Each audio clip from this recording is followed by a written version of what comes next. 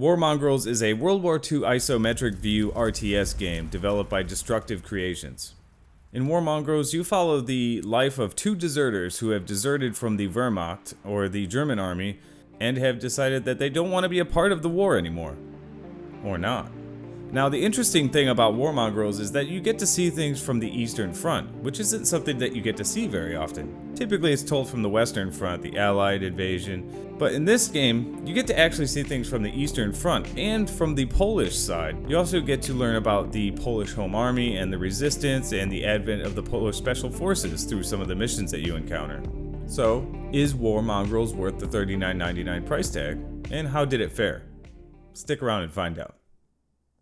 War Mongrels is an RTS game available on Steam for $39.99.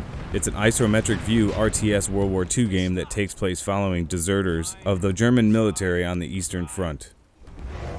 Throughout the game, you will utilize special abilities that are unique to each character, to divert guards and to reach each objective. Each character you receive throughout the story has a unique skill or ability and a certain type of equipment that they can utilize.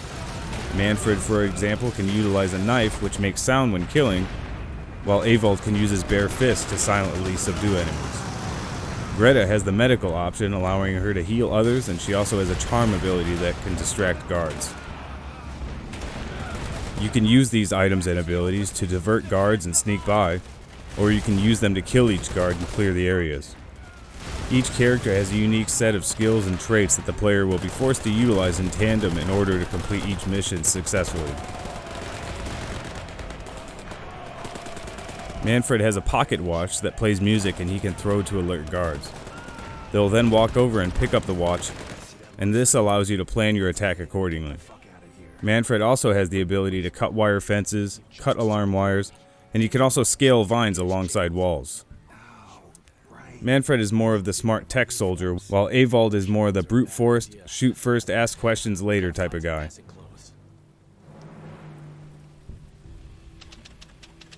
Avold can overpower all enemies physically and can break down doors in enemies, knocking them out, which is pretty funny. He can also silently kill enemies by breaking their necks. His distraction item is a bottle which he can throw, and the guards will then pick it up and expose themselves, allowing the player to organize their attack. Or he can break it and use the sharp edges to kill two guards at once. There's a mode called Planning Mode, which allows the player to slow down time to plan attacks or tactics in tandem with each player. This is necessary in many situations to get past the often difficult sight coverage the enemies employ. Each guard has a cone of vision that is typically denoted by a regular cone, and a terrain height cone that is indicated by dashed lines.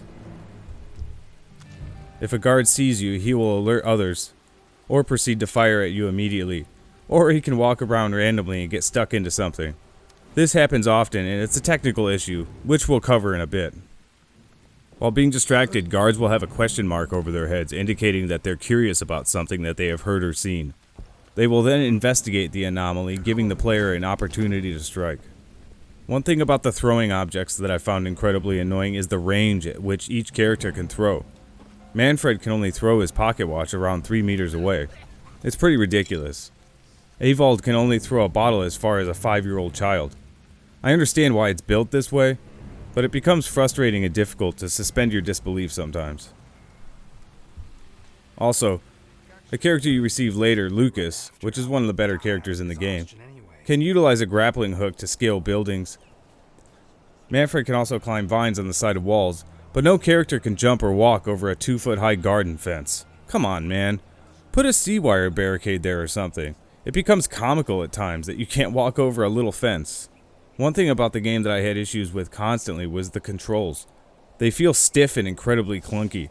Your characters often simply don't do what you tell them to do, and often when you click on one area to do a certain thing, they do something completely ridiculous and get killed, forcing you to restart again and again. This is a constant issue. But when the game works, it works really well and it's incredibly fun and engaging.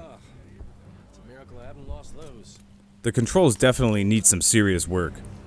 Your characters can utilize cover by hiding in bushes and behind objects, but the isometric view often makes it difficult to see where your character is in relation to each object, and there are extremely limited camera controls, allowing only 60-degree changes in angles at a time.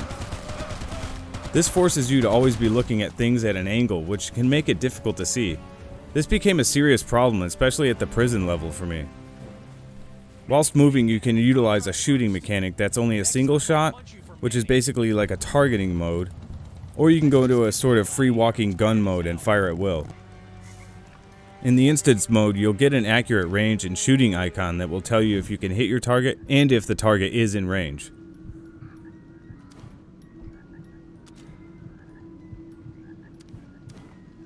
Also, be wary of clicking because your character will often move in the dumbest way possible to get to that target. Often walk right up to the guards face to face and fire, even though you told them to fire at a farther distance.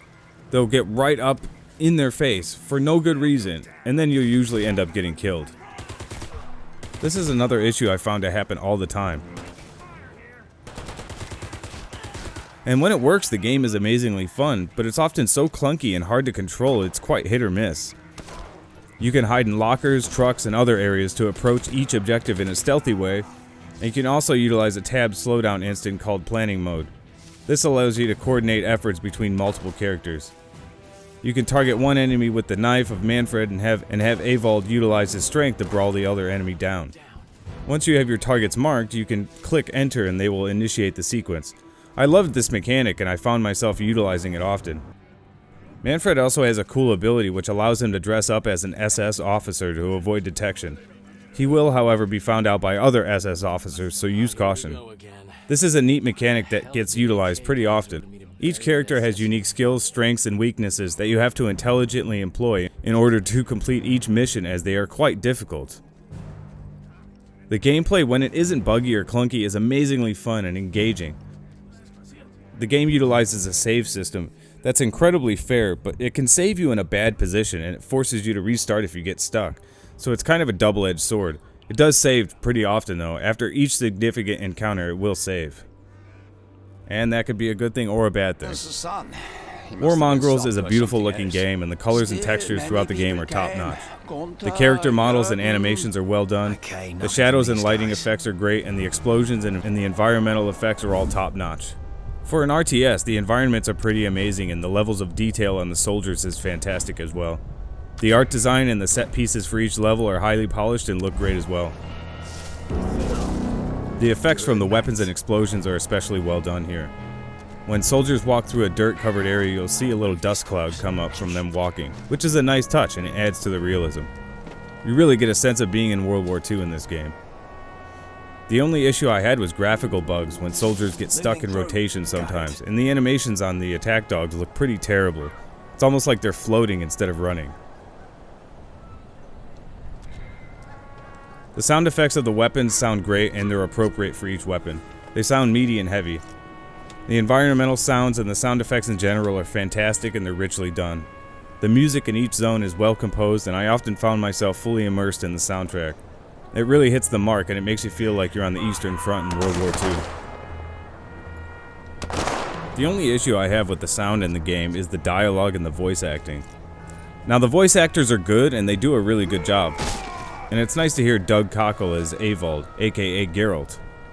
But their accents never match appropriately. Like, not even close most of the time. Lucas is a Pole, but he has a British accent. Manfred is a German, and it sounds like he's from the Midwest. Now, perhaps there is a story reason for Avald and Manfred to have American accents, but if there is, I haven't reached it yet in the story. And after getting to Chapter 7, I would hope I would have found a reason why. I assume there's a reason, but as of right now, I'm not sure of it. The story is where I think this game actually shines. It tells the story through dialogue, allowing the dialogue to continue if you let your characters stand around. You'll find things out about them, and you'll also pick up some of their backstory. The story also gets told through collectible news articles that you pick up throughout the game. This will give you hints on what's going on in the story, and it's told by the developers through a historical context that apparently they actually fact-checked throughout the entire development process, which is commendable.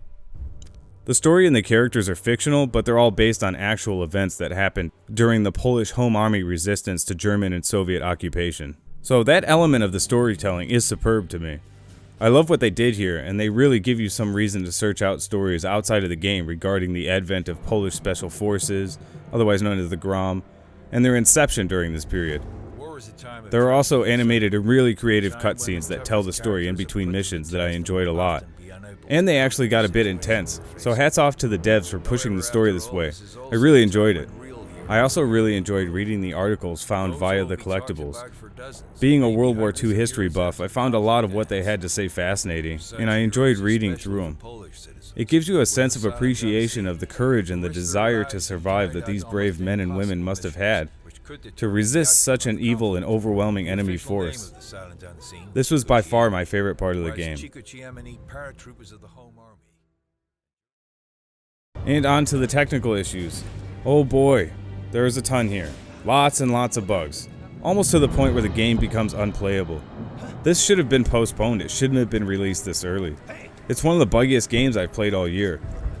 There are so many instances where you get stuck in objects. There was a mission that I would get stuck every time I passed by a set of stairs. The character would get locked in and there was nothing you could do besides restart or load the last save. Often the game would save you in such a state that you would have to restart the whole chapter, and you'd lose tons of work in the mission. There's also many times when I would click on my character to do something and they simply don't respond, or they do something entirely inaccurate to what I wanted them to do in the first place. Here I am glitched into the truck, I can't move, and it saved me here, so I had to restart the chapter. Unfortunately, this is not an isolated incident. This happens often in the game and it makes it annoying and frustrating to play at times. In a game where split decisions count, the characters not responding or doing something entirely wrong is a no-go for me. The enemies are ridiculous at times as well. They have the worst field of vision in most cases, yet can see 200 meters away and not right in front of their own faces if you stand just to the side. This breaks immersion for me and it makes it almost comical. It makes it almost a parody. Clunky controls, bugs and glitches. It kind of makes it a regrettable purchase for me. And that's unfortunate because I was really looking forward to this game, but there's certain times in the game where it's just almost unplayable. The maps are interesting and challenging. They offer a great variety of approach, and there are many ways to approach how you would get through each mission, and the character's unique abilities and skill set makes the maps really enjoyable. When it works really well. The maps are incredibly detailed, and you really get a sense for World War II Europe on the Eastern Front. The maps can be quite difficult, and often there is a very fine margin for error if you wish to remain unseen and undetected. This offers a great deal of challenge, and it forces the player to utilize creativity to approach each scenario. Overall, if the game didn't have technical issues and clunky controls, I would have scored this a lot higher. I really love the concept of the Eastern Front. There's not much that gets told in the Eastern Front, especially in Western society. We don't hear very much about this. So when I learned that I would be playing characters in the Polish resistance on the Eastern Front, I was extremely excited. Hopefully they patch this up and it gets a lot better, but as of right now, it's pretty difficult to deal with. The cutscenes seem to run at 30 FPS and that's capped, but that's not a big deal. Overall, I mostly enjoyed my playthrough, and there are some interesting gameplay elements. The unique abilities and transits, the characters themselves, the storyline, they're all well done, but it's so buggy and messy that it really spoils the fun and it pushes this into the not recommended territory. I love the idea of utilizing tactics and each team member's unique abilities. The whole underground fighting Nazis movement, the Polish resistance, the home army, all this is done well and it's fascinating and it's a unique look on the Eastern Front. But unfortunately, I can't say that this game in its current state is worth the price tag of $39.99. It's just too buggy. I'd wait until this gets patched heavily before purchasing. And that's a damn shame because I really love the idea of this game. But the bugs and glitches kind of spoil the fun ultimately. Alright guys, that's going to do it for this one. Thanks for sticking around, I appreciate it. I'll see you in the next one. Take care of yourselves and each other.